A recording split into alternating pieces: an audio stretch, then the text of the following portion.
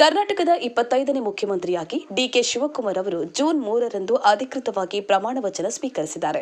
ಮಾಜಿ ಮುಖ್ಯಮಂತ್ರಿ ಸಿದ್ದರಾಮಯ್ಯ ಅವರು ತಮ್ಮ ಸ್ಥಾನಕ್ಕೆ ರಾಜೀನಾಮೆ ನೀಡಿದ ನಂತರ ಕಾಂಗ್ರೆಸ್ ಹೈಕಮಾಂಡ್ ನಿರ್ಧಾರದಂತೆ ಡಿಕೆ ಶಿವಕುಮಾರ್ ಅವರು ರಾಜ್ಯದ ಅತ್ಯುನ್ನತ ಆಡಳಿತ ಚುಕ್ಕಾಣಿ ಹಿಡಿದಿದ್ದಾರೆ. ಇದರ ಜೊತೆಗೆ ಡಾಕ್ಟರ್ ಜಿ ಪರಮೇಶ್ವರ್ ಅವರು ಕರ್ನಾಟಕದ ನೂತನ ಉಪಮುಖ್ಯಮಂತ್ರಿಯಾಗಿ ಅಧಿಕೃತವಾಗಿ ಪ್ರಮಾಣ ವಚನ ಸ್ವೀಕರಿಸಿದ್ದು, ಇವರು 2ನೇ ಬಾರಿಗೆ ಈ ಅತ್ಯುನ್ನತ ಜವಾಬ್ದಾರಿಯನ್ನ ವಹಿಸಿಕೊಂಡಿದ್ದಾರೆ.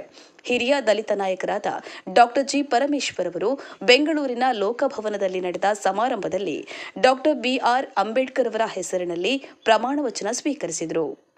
Rajendra C, Karnataka all reporter chief, Jai Bhim news 24x7. ಇದು ಬಹುಜನರ ನ್ಯಾಯಕ್ಕಾಗಿ.